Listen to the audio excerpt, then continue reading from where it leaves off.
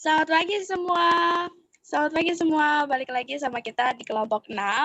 Kali ini kita akan membahas pengantar akuntansi chapter 6. Perkenalkan, nama saya Nia Agustina. Nama saya Latifah Putri Pawitan. Nama saya Donita Putri. Nama saya Balkis Aisyah Handayani. Oke, terima kasih. Penjelasan pertama akan kita dengar dari teman kita, Balkis. Silakan. Terima kasih, Nia.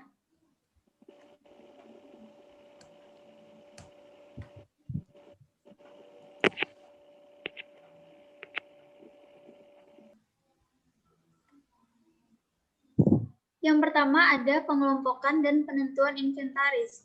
Pengelompokan inventaris atau persediaan benda-benda ini memiliki karakteristik umum, yaitu benda-benda dimiliki oleh perusahaan dan benda-benda ini dalam bentuk yang siap dijual kepada pelanggan dalam perjalanan bisnis biasa.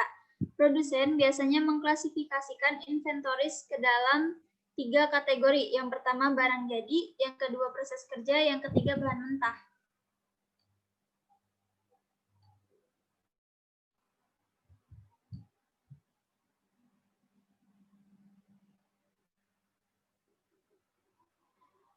Nah, barang yang sudah jadi itu barang yang siap diproduksi dan siap untuk dijual. Sedangkan barang dalam proses kerja yaitu bagian dari persediaan manufaktur yang telah ditempatkan ke dalam proses produksi tetapi belum lengkap. Yang ketiga ada bahan mentah.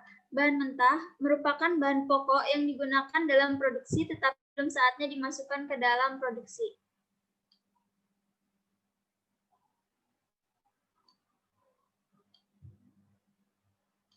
Nah, pada ilustrasi 6.1, misalnya Komatsu menggolongkan traktor pengangkat tanah selesai dan siap untuk dijual sebagai barang selesai. Ini mengelompokkan traktor pada jalur perakitan di berbagai tahap produksi sebagai proses kerja. Baja, kaca, ban, dan komponen lain yang siap digunakan untuk memproduksi traktor diidentifikasi sebagai bahan mentah. Nah, di Komatsu, catatan laporan keuangan pada tanggal 31 Maret 2015. Produk jadi termasuk suku cadang yang sudah selesai untuk dijual pada tahun 2016 sebanyak 385,623. Sedangkan pada tahun 2015 452,81. Selanjutnya ada bekerja dalam proses. Pada tahun 2016 sebanyak 106,233. Dan pada tahun 2015, 121,525. Yang terakhir ada perlengkapan dan perbekalan. Pada tahun 2016, 47.755, dan pada tahun 2015, 49.270. Totalnya sebanyak 539,611 pada tahun 2016 dan pada tahun 2015 sebanyak 622.876. Dengan mengamati tingkat dan perubahan dalam 3 jenis inventaris ini, pengguna laporan keuangan dapat memperoleh pemahaman mengenai rencana produksi manajemen.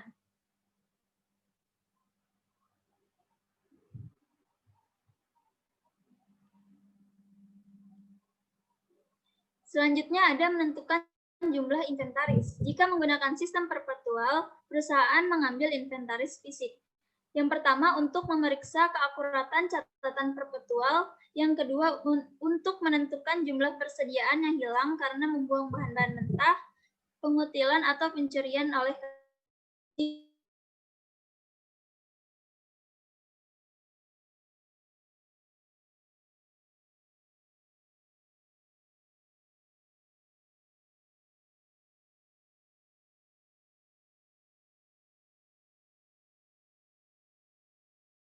yang tersedia.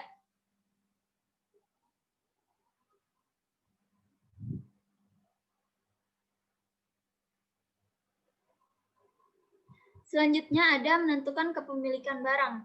Yang pertama, barang dalam perjalanan. Suatu kerumitan dalam menentukan kepemilikan adalah barang dalam perjalanan di atas kapal, truk, atau pesawat pada akhir periode. Perusahaan mungkin memiliki barang dagang yang belum diterima atau mungkin telah menjual barang yang belum sampai. Untuk mencapai jumlah yang tepat, perusahaan harus menentukan kepemilikan barang tersebut. Yang pertama ada ketika persyaratan tersebut berada pada titik pengiriman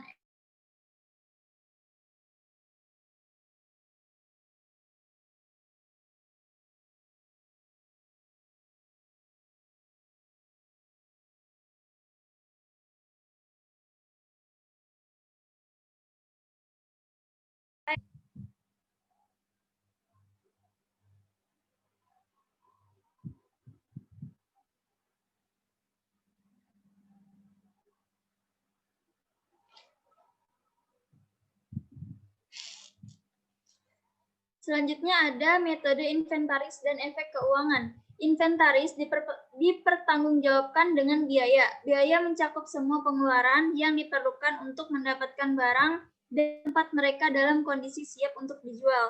Berikut adalah ilustrasi 6.3. Pembelian pada 3 Februari 1 TV seharga 720. Selanjutnya pada 5 Maret 1 TV seharga 750 dan tanggal 22 Mei 1 TV seharga 800. Sedangkan penjualan pada 1 Juni 2 TV seharga 2.400, 1.200 dikali 2. Harga barang yang dijual akan berbeda tergantung pada 2 TV yang dijual oleh perusahaan.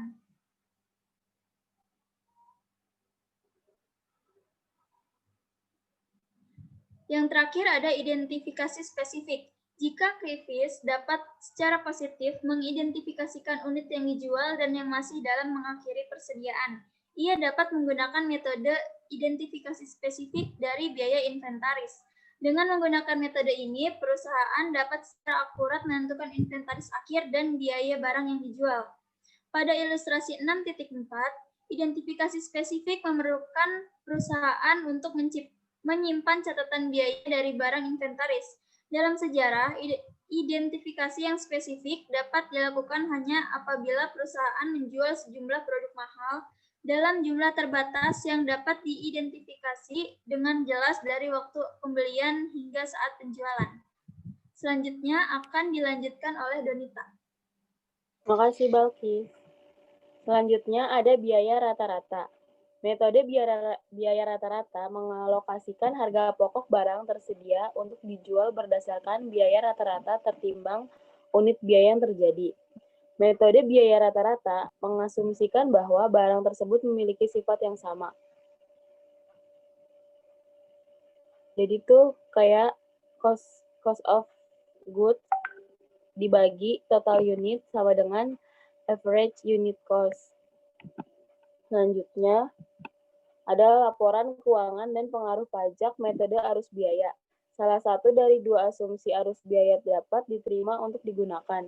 Misalnya, Lenovo menggunakan metode biaya rata-rata, sedangkan Ingli Solar menggunakan biaya rata-rata untuk bahan baku utama dan Vivo untuk sisa persediaannya. Survei terhadap perusahaan IFRS menunjukkan bahwa sekitar 60% dari perusahaan ini menggunakan metode biaya rata-rata, dengan 40% menggunakan Vivo. Faktanya, sekitar 23% menggunakan biaya rata-rata dan Vivo untuk bagian yang berbeda dari persediaan mereka. Karena efek rugi, untuk memahami mengapa perusahaan memiliki Vivo rata-rata, kita periksa pengaruh dua asumsi arus ini terhadap laporan keuangan clean elektronik. Jadi di sini ada sales revenue, itu ada Vivo, ada average cost. Jumlahnya itu 11.500. Yang average cost-nya juga 11.500. Terus ada beginning inventory sebesar 1.000. Average cost-nya juga 1.000. Lalu ada cost of goods available for sale. Jumlahnya 12.000, yang di average juga 12.000. Terus ada ending inventory sebesar 5.800, yang di average cost-nya itu sebesar 5.400. Lalu ada COGS sebesar 6.200, yang di average cost-nya 6.600. Lalu ada gross profit sebesar 5.300 yang di average-nya sebesar 4.900. Lalu ada operating expense sebesar 2.000, di average juga 2.000. Lalu ada income before income tax sebesar 3.300 yang di average-nya itu 2.900. Lalu ada income tax expense 30% sebesar 990 yang di average cost-nya itu 170. Jadi totalnya yang di Vivo itu ada 2.310, yang di average cost-nya itu ada 2.030. Selanjutnya ada laporan efek posisi keuangan.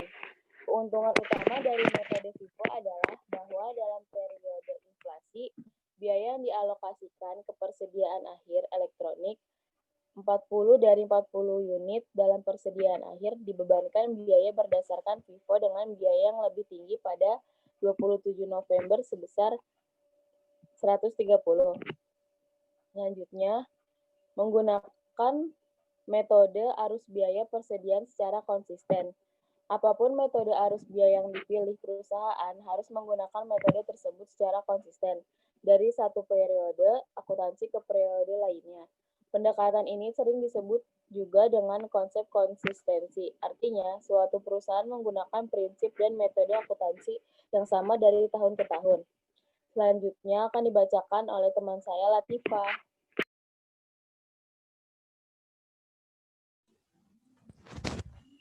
Selanjutnya ada pengaruh kesalahan inventaris. Penyebab umumnya itu, yang pertama ada gagal menghitung atau memberi harga persediaan dengan benar. Yang kedua, tidak benar mengakui pengalihan hak atas barang dalam perjalanan. Yang ketiga itu ada kesalahan mempengaruhi laporan laba rugi dan laporan posisi keuangan. Sini ada efek laporan laba rugi. Persediaan akhir suatu periode secara otomatis menjadi persediaan awal periode berikutnya. Nah, jadi kesalahan persediaan mempengaruhi perhitungan harga pokok penjualan dan pendapatan bersih dua periode. Di sini ada rumusnya dari harga pokok penjualan, yaitu persediaan awal ditambah harga pokok pembelian dikurangi persediaan akhir. Jika persediaan awal dikecilkan, harga pokok penjualan akan dikecilkan. Jika persediaan akhir dikecilkan, harga pokok penjualan akan dilebih-lebihkan. Pengaruh kesalahan persediaan terhadap laporan laba rugi. Sini persediaan yang errornya, di sini harga pokok penjualan, di sini laba ruginya. Kalau misalkan inventory awalnya ini dikecilkan, harga pokok penjualannya dikecilkan juga. Nah, maka laba bersihnya itu dilebihkan. Kalau inventory awalnya dilebihkan, harga pokok penjualannya dilebihkan juga. Nah, laba bersihnya dikecilkan. Kalau yang errornya itu inventory akhir dikecilkan, maka harga pokok penjualan dilebihkan. Nah, laba ruginya dikecilkan. Kalau yang errornya persediaan akhir dilebihkan, maka harga pokok penjualannya itu dikecilkan. Laba bersihnya dilebihkan. Efek laporan laba rugi. Kesalahan persediaan mempengaruhi perhitungan harga pokok penjualan dan laba bersih dalam dua periode. Kesalahan dalam persediaan akhir periode sekarang akan berdampak sebaliknya pada laba bersih periode akuntansi berikutnya. Selama 2 tahun, total laba bersih benar karena kesalahan saling mengimbangi. Persediaan akhir bergantung sepenuhnya pada keakuratan pengambilan dan penetapan biaya persediaan. Nah, di sini ada laporan laba rugi tahun 2019 dan tahun 2020. Di sini yang bedanya itu nih ending inventory, persediaan akhirnya itu dikecilkan. Maka harga pokok penjualannya juga dikecilkan. Nah, di sini laba ruginya dikecilkan. Oh, maaf, harga pokok penjualannya dibesarkan, net income-nya jadi dikecilkan. Tahun 2020, inventory awalnya dikecilkan, harga pokok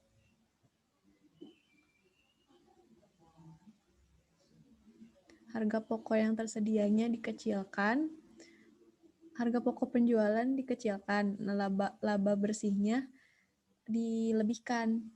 Nah, di sini kombinasi net income selama 2 tahun itu jadi benar. Efek laporan posisi keuangan.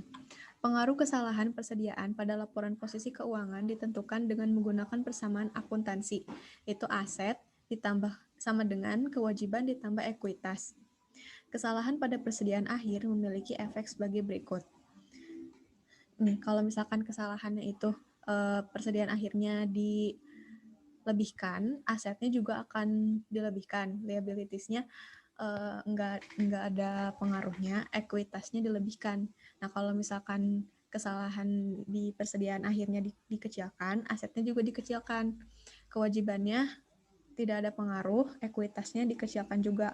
Nah, perhatikan bahwa jika kesalahan tidak diperbaiki, total pendapatan bersih gabungan untuk 2 periode akan benar. Dengan demikian, jumlah ekuitas yang dilaporkan pada laporan posisi keuangan pada akhir tahun 2020 juga akan benar.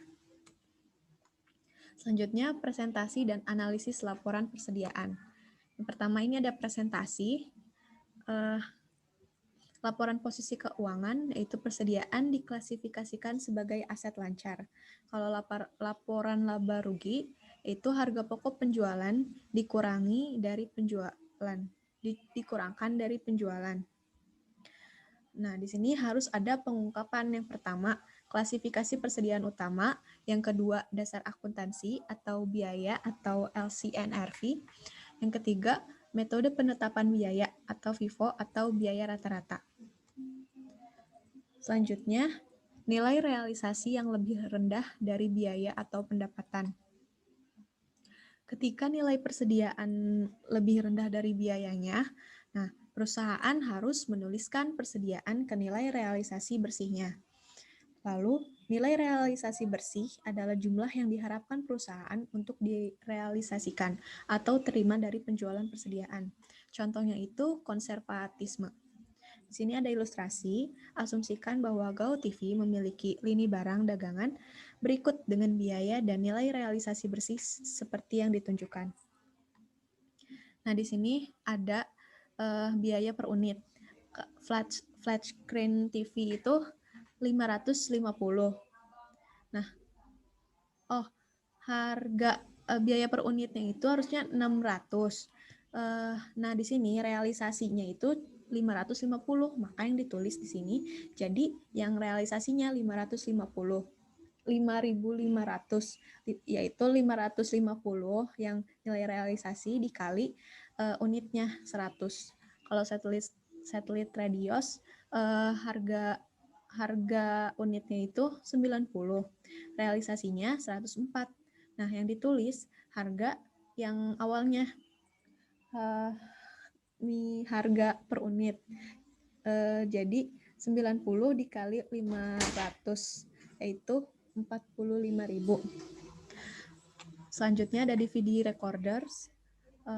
Harga per unitnya 50, realisasinya 48, maka yang ditulis realisasinya yaitu 48 dikali unitnya 850, 40.800.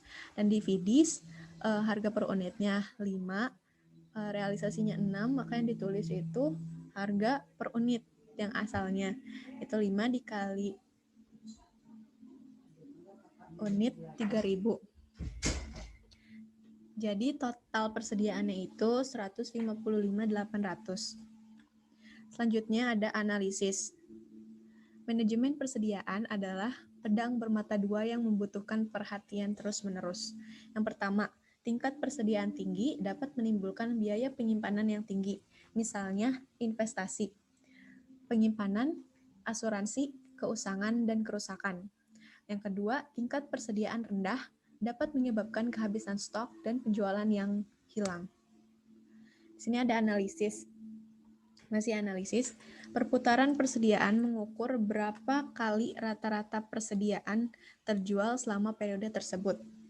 Nah, perputaran persediaan di sini rumusnya harga pokok penjualan dibagi rata-rata persediaan. Lalu yang selanjutnya, hari dalam persediaan mengukur jumlah rata-rata hari persediaan disimpan. Di sini rumusnya hari dalam persediaan yaitu hari dalam tahun 365 dibagi ini inventory third funder. Contohnya, ilustrasi. Esprit Holdings melaporkan dalam laporan tahunan terakhir persediaan awal sebesar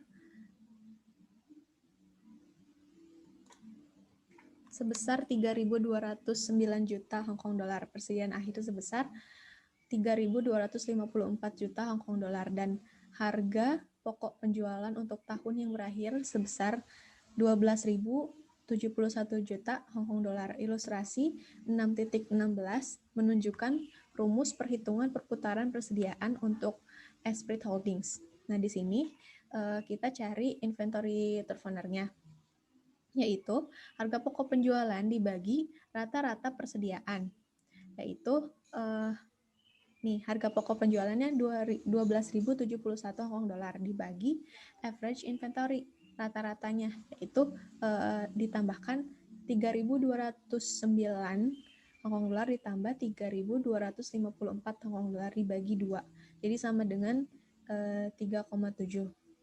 Nah, di sini untuk mencarinya 365 dibagi 3,7 sama dengan 98,6 hari. Untuk selanjutnya akan dijelaskan oleh teman saya, Nia Agustina. 3. Terima kasih Latifah. Oke, kali ini saya akan menjelaskan tentang inventory. Metode inventory. Yang pertama ada first in first out. Apa sih first in first out? Itu adalah pertama masuk, pertama keluar. Yang berarti bahwa persediaan yang pertama kali masuk itulah yang pertama kali dicatat sebagai barang yang dijual. Yang kedua, ada metode average cost. Metode average cost ini diaplikasikan untuk menghitung biaya dari persediaan akhir dan juga menghitung harga pokok penjualan pada setiap periode atas dasar biaya tertimbang rata-rata per unit persediaan. Nah, di situ ada contoh tabel first in first out dan average cost-nya. Next.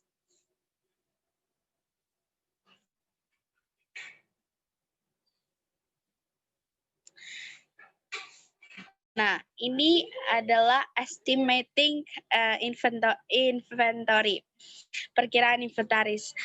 Perusahaan terkadang perlu menentukan nilai persediaan ketika perhitungan fisik mungkin atau tidak praktis. Misalnya, perusahaan mungkin perlu mengetahui berapa banyak inventaris yang hancur dalam kebakaran. Itu contoh ya. Perusahaan yang menggunakan sistem perpetual hanya melaporkan saldo akun persediaan dalam situasi seperti itu. Tetapi perusahaan yang menggunakan sistem periodik harus mengestimasi nilai persediaannya atau memperkiraan hasil akhirnya. Ada dua cara untuk memperkirakan tingkat persediaan. Yang pertama ada metode laba kotor atau gross profit dan juga retail inventory atau metode persediaan eceran. Next.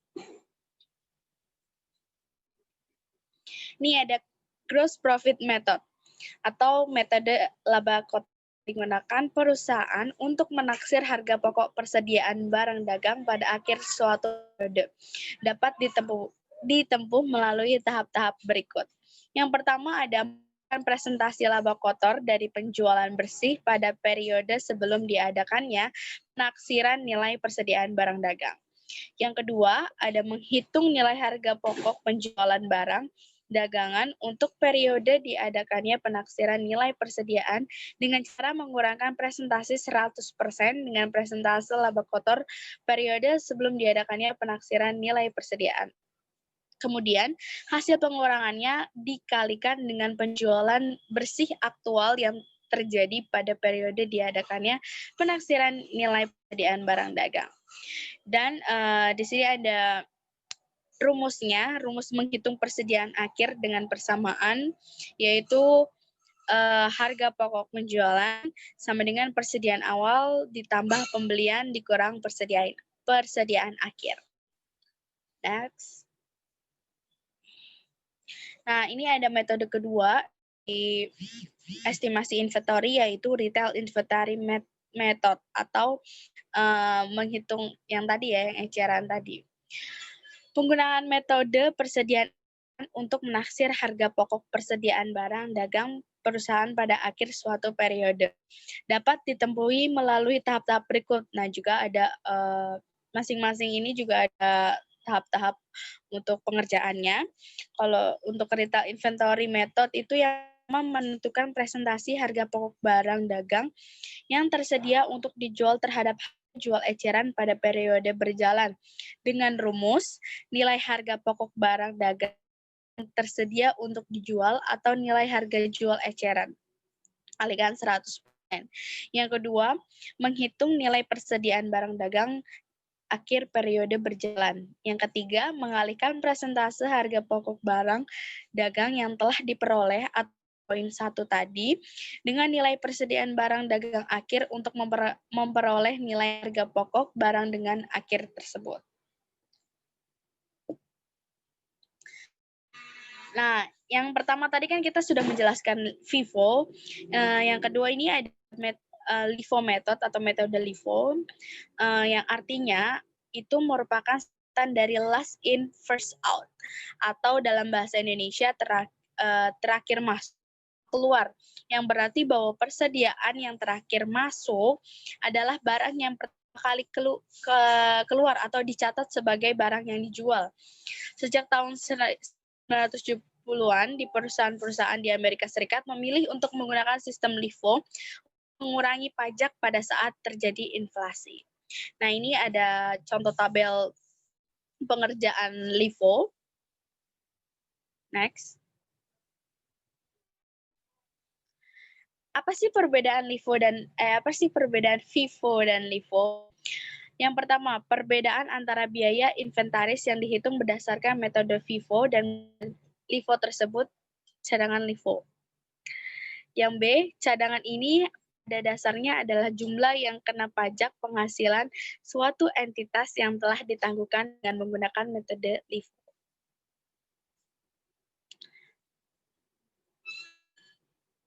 Next. Berikut soal chapter yang akan dibahas oleh teman-teman saya. Silakan.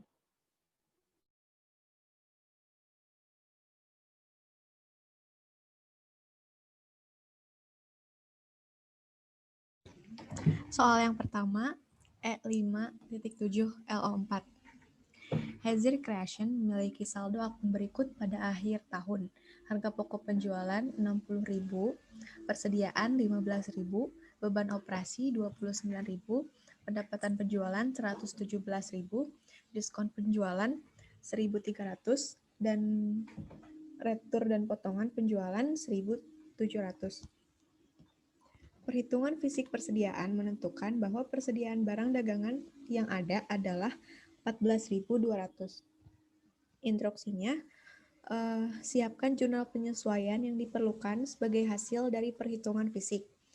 Yang B, siapkan entry penutup. Nah, yang A ini entry penyesuaian. Harga pokok penjualan ada 800. Ini tuh dari 15.000 dikurangi 14.200. Jadi harga pokok penjualannya 800 di debit, inventaris 800 di kredit. Yang B, jurnal penutup. Tanggal 31, inventaris 31 Desember 14.200 di debit, pendapatan penjualan 117.000 di debit, laba bersih 131.200 di kredit. Tanggal 31 lagi, laba bersih 47.000 di debit, inventaris tanggal 1 Januari 15.000 di kredit. Pengembalian dan potongan penjualan 1.700 di debit, diskon penjualan 1.200 di kredit, 1.700 di kredit, diskon penjualan 1.300 di kredit. Nah, biaya operasinya 29.000 di kredit. Soal selanjutnya akan dijelaskan oleh teman saya, Donita. Selanjutnya, E5.21 LO7. Di bawah ini disajikan informasi yang berkaitan dengan industri chili. Yang pertama, tanggal 5 April, membeli barang dagang secara kredit dari Graham Ltd seharga 17.400.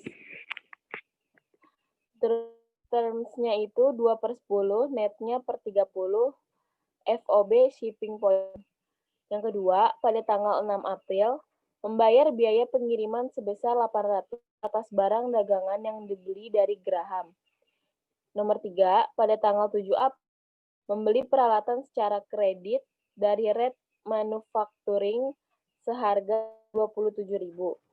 Yang keempat, pada tanggal 8 April, mengembalikan barang dagangan harga 4.000 kepada Graham. Yang kelima, pada tanggal 15 April, melunasi jumlah yang harus dibayarkan kepada Graham. Instruksinya, yang A, siapkan entry journal untuk mencatat transaksi ini pada pembukaan industri chili menggunakan sistem inventaris berkala. Yang B, asumsikan bahwa klien industri membayar saldo jatuh tempo kepada Graham pada tanggal 4 Mei, bukan pada tanggal 15. Siapkan jurnal untuk mencatat pembayaran ini.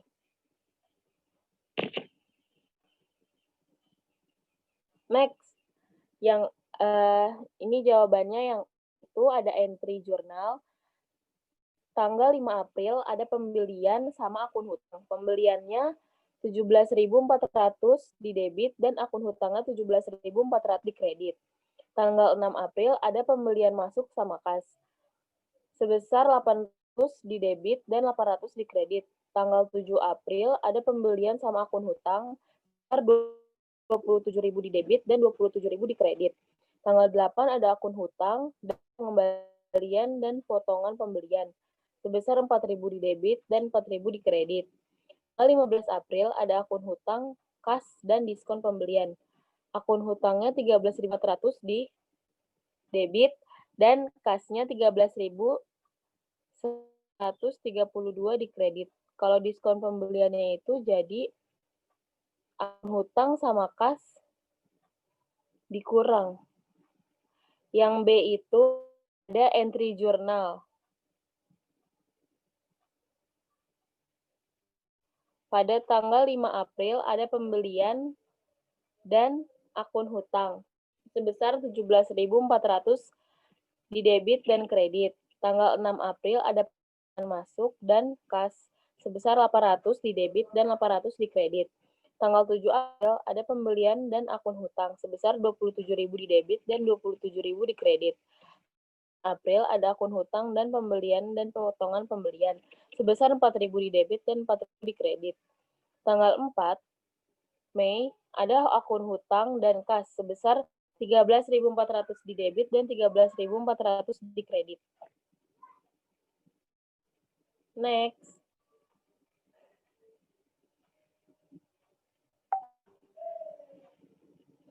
Next, guys.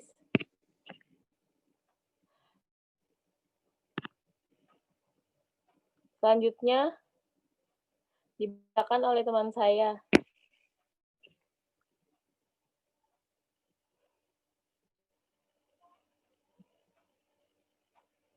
Balkis.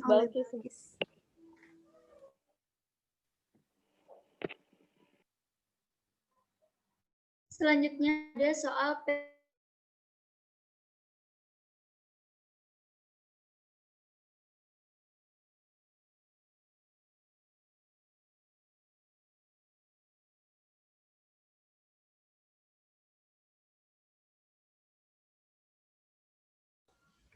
Mohon maaf ya teman-teman, sinyalnya Kakak Balkis lagi error. Jadi soal yang ini dibacakan oleh Nia.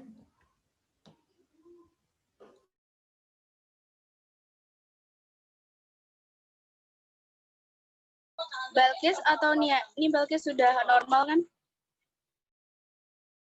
Terserah, sweet aja. Soalnya sama Balkis, jawabannya sama Nia. Selanjutnya, soal P5.LO7. Di akhir tahun fiskal, Hotel Department Store pada tanggal 31 Desember 2020. Akun-akun ini muncul dalam neraca saldo yang disesuaikan. Pengiriman 165.000, persediaan 1.215.000, pembelian 13.200.000, diskon pembelian 360.000, pengembalian dan potongan pembelian 92.000, hasil penjualan 21.540.000, pengembalian dan potongan penjualan 510.000. Fakta tambahan, persediaan pada Desember 2020 adalah 1.950.000. Yang kedua, Hotel Department Store menggunakan sistem periodik. Instruksi, siapkan laba kotor untuk tahun yang berakhir pada tanggal 31 Desember 2020.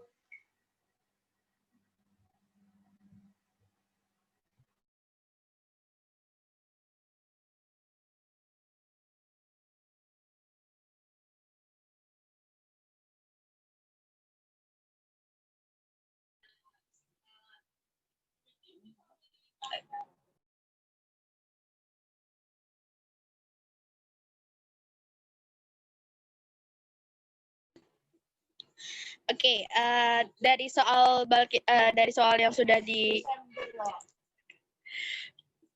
dibacakan Balkis.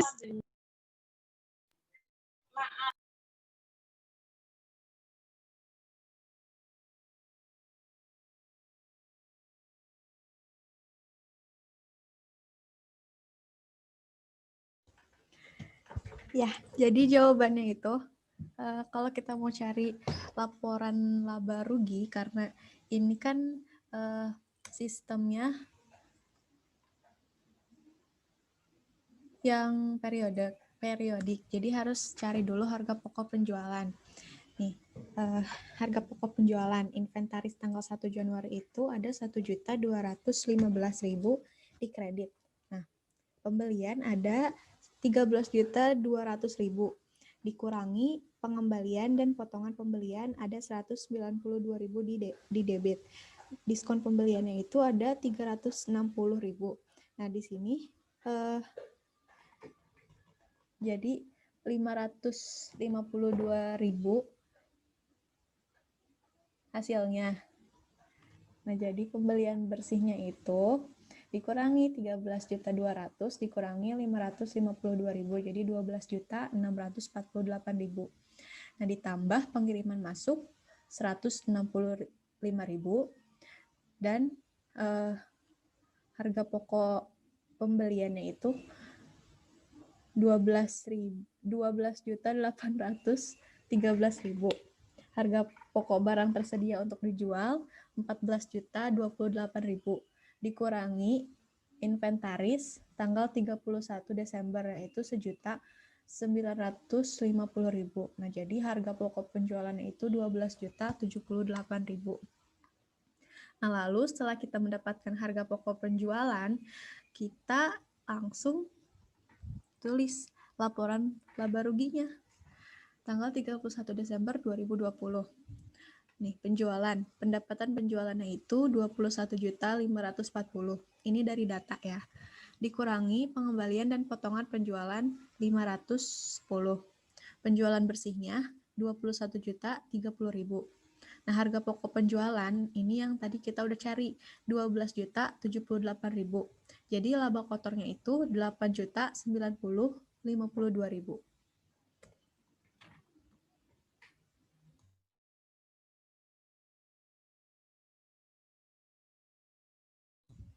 Nah, jadi sekian penjelasan tentang chapter 6 dan penjelasan soal dari chapter 5. Terima kasih. Sampai bertemu di chapter selanjutnya. Dadah. Dadah, guys. Dah. Dadah.